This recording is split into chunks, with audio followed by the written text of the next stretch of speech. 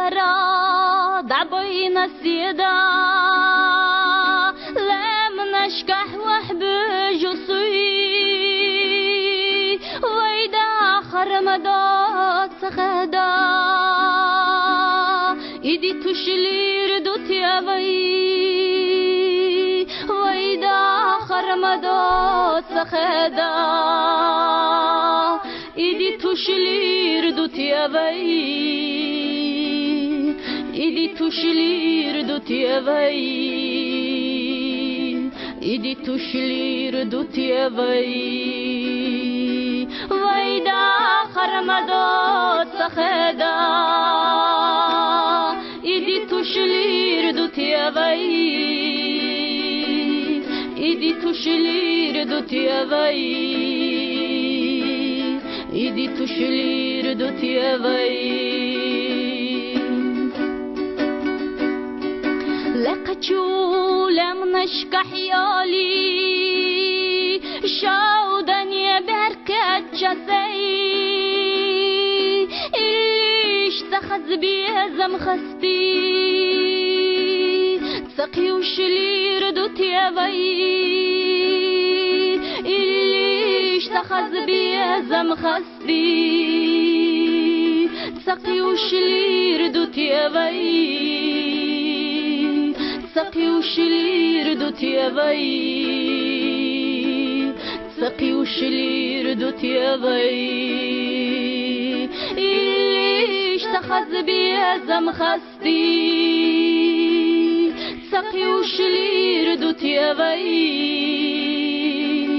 تسقي وشلي ردوت يا بي تسقي وشلي ردوت يا بي.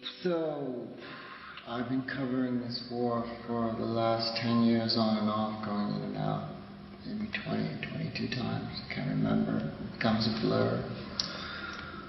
I've gone through many relationships, I've lost friends,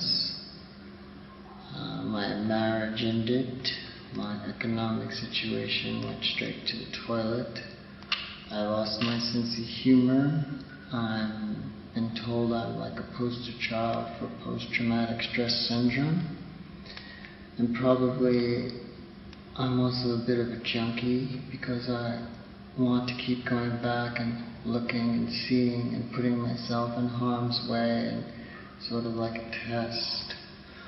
That's my affliction. The Chechens, and this book I did for Trolley called Open Wound, which is an open wound, a festering open wound that can't close, there is no closure. I've started to think it was like a moral duty to go there and to try to photograph and try to show the truth. I was very idealistic. I thought, if I show the truth and make this book, do exhibitions, get published into magazines, that people would get upset and try to stop this killing, this genocide, that they would see the truth. There's the truth, black and white, color, whatever. Didn't work out that way, and for the last 10 years that's what I've been waging, my own personal battle. Now, accuse Putin, who's a war criminal, somebody that crawled from underneath a rock, for firing 2 guided missiles when he was prime minister and acting president into the central market, and there were no rebels. I mean, it was just people trying to buy food, trying to find food, trying to buy food, trying to put it on the table of their families, like everybody else does every day, but they don't have the threat of Russian guns, of shooting them down, or blowing them up, or capturing them, putting them in filtration camps. You can go to your corner market and you can buy the goods. For the Chechens, it's a very odious kind of journey. There's over 400 checkpoints in Chechnya. There's over 100 of them in Grozny, and you have to give a bribe to the Russian military every time you cross one. So it's rather an expensive proposition just to go out to buy a loaf of bread. Because let's put it this way, we know what Stalin was capable of, and we know what Hitler did.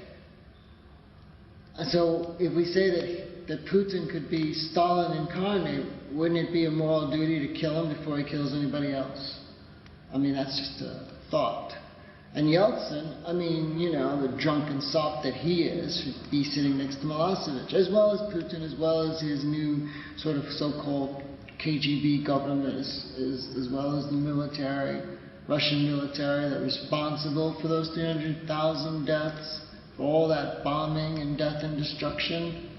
You know, the Russians dance to the disco beat, but I mean, at the same time, you know, they don't know that their country is being taken away from them, their democracies. So it's not just completely about Chechnya, it's about what's happening in Russia in general. You know, we're not even discussed the Caucasus. I mean, how Russia's got its dirty little fingers in all those little messes.